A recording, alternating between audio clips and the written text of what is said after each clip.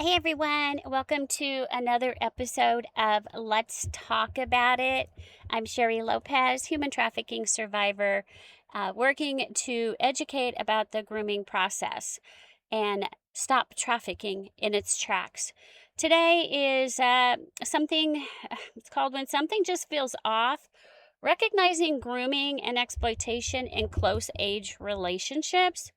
It can be difficult to recognize a potential grooming situation when the ages are close, really close together, and the relationship appears completely normal from the outside. Perhaps they attend the same school. Maybe they're only a year or two apart in age. Maybe they've been together for some time and everyone around them simply sees them as boyfriend and girlfriend. Yet, something just doesn't sit right. And you can't quite explain it, and you don't necessarily have any proof that there's something wrong, and you don't even know exactly what your concerns are. You simply know that just something feels off. It's that instinct that we have when you look at somebody or a situation and it just feels off, but you don't know why. Over the years, I have heard many people say these things, and I have heard many times the following: I couldn't put my finger on it, but something had changed. I don't know if you've heard people say that in maybe just unhealthy relationships, not necessarily grooming, but even unhealthy relationships. Something changed, something just feels off, but you can't figure out exactly what it is. They describe watching someone they love slowly become someone they no longer recognize. The outgoing teenager becomes withdrawn, or the child who once enjoyed spending time with family suddenly isolates themselves. Maybe a young girl who used to laugh and participate in activities they loved no longer seems interested in anything except the relationship. Often people immediately focus on the age when it's a close relationship, and they assume that grooming can only occur when there is a significant age difference. Well, that certainly can happen. Grooming and exploitation are not always defined by age. Sometimes both individuals are teenagers, sometimes they are close in age, and sometimes they are adults. And I know that makes it much more challenging at times because it can look like a very consensual relationship. But let's stop for a moment because I want to go over the definitions of grooming and exploitation again with you. I know we've talked about them before, but it always helps to hear them again so you can fully grasp what they are. So, grooming is the intentional process of building trust, meeting needs, creating dependency, testing boundaries, and maintaining influence over another person for the purpose of manipulating, controlling, or ultimately exploiting them. Grooming often occurs gradually and may appear in caring, supportive, or loving in the beginning. And again, that makes it so difficult to recognize, especially the one that's in the process of being groomed. They just see it as a relationship that somehow just changes. But to the groomer, they have a plan. So, what is exploitation?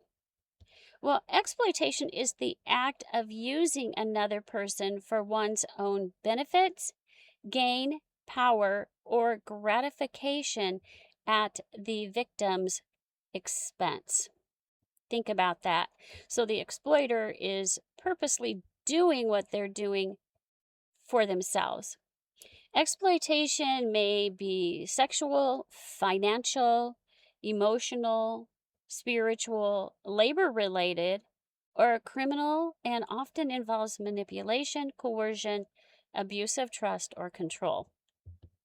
Here's a simple explanation: grooming is the process, exploitation is the outcome. And this issue, it's not about age. the issue is about power. So we have to look beyond age in these relationships. When I speak with parents and professionals, I often hear questions like this. Well, how old is he? How old is she? What's the age difference? Those are understandable questions, but age alone doesn't always tell the story. Sometimes people um, can be close in age, yet one person holds almost all the power in the relationship. When looking at questionable relationships, maybe we should ask these instead. Who decides where they go? Who decides who they spend time with? Who controls the communication? Who becomes angry when boundaries are set? Who benefits from the relationship? Who seems to be making all the sacrifices in the relationship? And those questions often reveal far more than age. I'm sure we all see healthy relationships in our lives, and we're probably part of a healthy relationship, but healthy relationships create freedom. Healthy relationships, they're built on mutual respect, trust, and freedom. They encourage friendships, support family relationships, and allow both people in the relationship to grow. Healthy love does not require isolation. Healthy love does not require fear. Healthy love does not require secrecy. Healthy love allows disagreement. Healthy love allows boundaries. Healthy love allows someone to say no. Healthy love does not require a person to lose themselves in order to keep the relationship. A healthy partner celebrates dreams. They encourage education. They support family relationships. And they want the other person to succeed. Again, healthy relationships create freedom, not dependency. Control rarely appears overnight in unhealthy relationships. It can start out as what appears to be a healthy relationship and then slowly become an unhealthy relationship if exploitation is the plan. Unhealthy relationships, like I just said, they don't start that way, usually. If someone showed up on the first date demanding complete control of you, what do you think most people would do? They'd run. They'd say, I don't want to be a part of this. You're messed up. I'm gone. I'm out. But see, manipulation usually happens slowly. They don't just show up and say that, hey, I'm going to control you and you're going to submit to me and I'm going to do whatever I want with you. That's not how it is. It starts slowly. One conversation, one compromise, one secret, one boundary testing at a time, one sacrifice or giving up something at a time. When I talk to survivors, they say things to me, that at first it seemed romantic because they'd hear things from their groomer or their exploiter as, we don't need anyone else.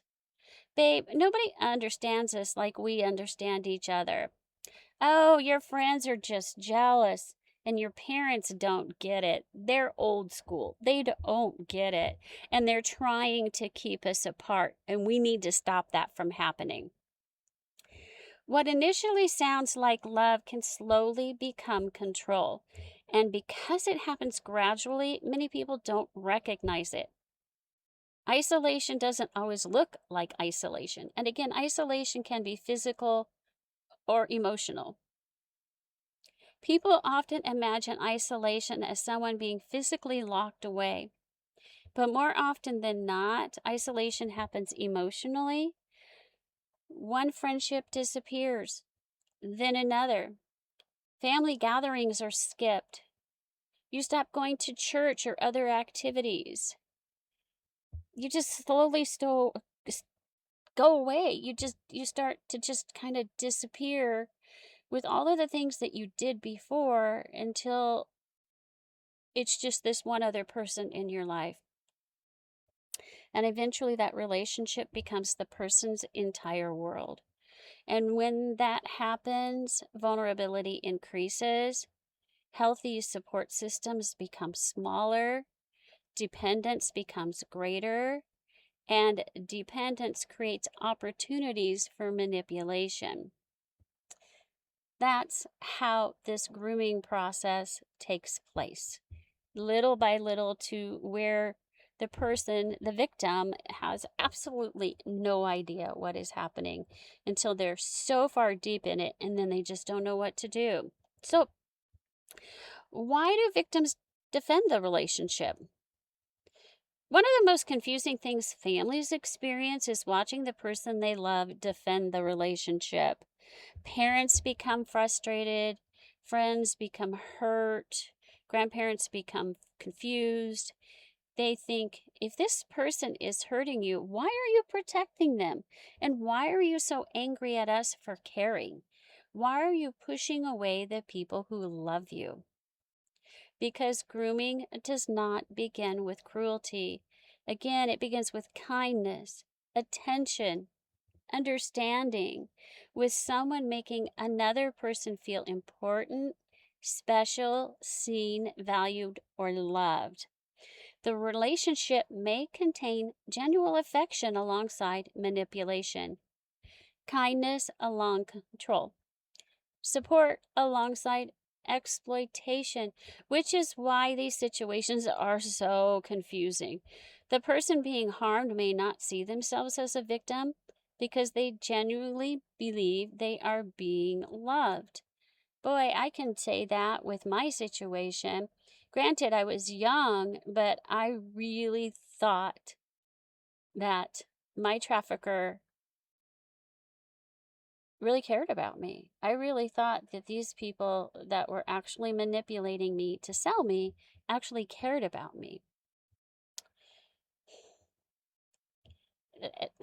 Sometimes it's so hard. When you come out on the other end, you think, oh my goodness, how come I could not see what was happening? But I couldn't.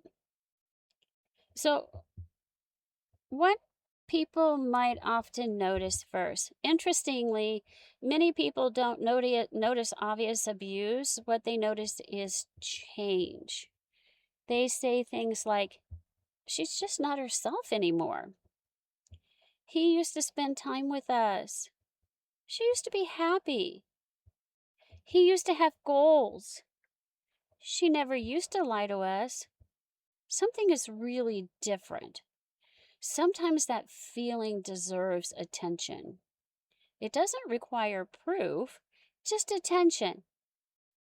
Not because you know exactly what's happening, but because behaviors tell a story. That's where you're going to notice the change. Somebody who is being groomed or exploited, most likely, as shared, doesn't see it, doesn't know it's happening to them. And so when somebody says something to them like that, they're like, what? No, I don't think you're right. But their behavior will tell a story. So here are some questions worth asking instead of immediately accusing them. And don't say things like, are they being trafficked? Perhaps the better questions are they safe? Do they seem fearful of this boyfriend, girlfriend? Are they walking away from friendships they've had for a long time? Do they seem to be isolating themselves? Are they constantly looking at their boyfriend or girlfriend to get permission before doing something? Do they seem anxious about upsetting their boyfriend or girlfriend? Have they changed dramatically? Are they giving up pieces of themselves to keep the relationship alive? Because exploitation doesn't announce itself, it hides, it blends in, and it disguises itself as love. So please don't ignore your instincts. Many people dismiss their concerns because they don't have evidence. They tell themselves, maybe I'm overreacting, maybe it's just young love, maybe it's none of my business. And perhaps they're right, but sometimes they're not. You don't need certainty to care. You don't need proof to pay attention. And you don't need all the answers to begin asking questions. Sometimes the question isn't trafficking, sometimes it's emotional abuse or coercive control. Sometimes it is exploitation, and sometimes it is grooming or trafficking. And sometimes it's simply a relationship that is unhealthy. Regardless of the label, no one deserves to be manipulated. No one deserves to be isolated, and no one deserves to live in fear. No one deserves to lose themselves trying to keep someone else happy. As a survivor of human trafficking, I can tell you that many people looked at my situation and saw what appeared to be a relationship with my high school boyfriend. What they didn't see was the manipulation or the dependency. They had no idea that my boyfriend's father was the one that was doing the grooming and eventually trafficking. So they didn't know he was in the picture, but my behavior told a story. They didn't see the fear that I had, and they didn't see the control, and they certainly didn't see what was happening behind closed doors. That's why this education matters. Not that I have all the answers at all in any way, shape, or form, and I'm just one of many survivors who's finally at the point where I share and speak up and share how it happened to me, what other survivors are sharing, and it's all done just to help provide some type of education. So at least you have a fighting chance if something just doesn't seem right. Because exploitation can hide in plain sight. It's one of those things where you scratch your head and you're like, this relationship just seems really bizarre, but I can't put my finger on it. You know, I think that it's good to have conversations with the children in your lives at a young age. Start open conversations so that the child knows that they can come to you and talk to you about anything. And also, when they start getting into relationships where they start dating someone, include that boyfriend or that girlfriend in the things you do within your family. Invite them over, get to know them. Don't just have it be the boyfriend and girlfriend go off and do whatever and you have no idea what that is, because a lot of times in a relationship, you want to please the other person. And so by doing that, you're in some ways allowing yourself to be manipulated if somebody is wanting to actually exploit you. So I always say, get to know the other person and tell the child in your life that it's okay to say no if they feel uncomfortable with something, because a relationship does not revolve around making the other person happy all the time. So again, just don't go and say, hey, are you being trafficked, or are you being groomed, or is your boyfriend or girlfriend a weirdo, or things like that. No, but just say, hey, listen, what I just kind of feel like something's off. Let's talk about it. So, anyway, I appreciate you spending a little bit of time with me today. And again, I'm Sheri Lopez with Pearl at the Mailbox. Pearl is the amazing woman that helped end my 7 years of trafficking at an apartment mailbox. That is why my nonprofit is called Pearl at the Mailbox, which you can find online at pearlatthemailbox.org. I'm also the president and founder of the Arizona Human Trafficking Survivors Coalition, where in Arizona we have a group of survivors that work together to make big change and make big change in laws. And in fact, in Arizona, we were able to get a bill passed and signed by the governor that now it makes, we are the 8th state in Arizona. goodness. I'm sorry. There is times I just can't talk. But we are now the eighth state to, it just makes me so proud. When somebody buys an adult for exploitation, sex, and they would get arrested, it would be a felony, but it would never stay a felony. It would get pled down to a misdemeanor, which would be nothing really. You pay a fine and you go back out and do it again. Well, now it will stay a felony, and that's a big victory. And we are the eighth state in the U.S. to put that in law. So I'm very grateful that that was a success. So our next episode, we're going to talk about what's called the Romeo and Juliet law here in the United States. I believe every state has them, but it's this little gap of where what's consent and what's not.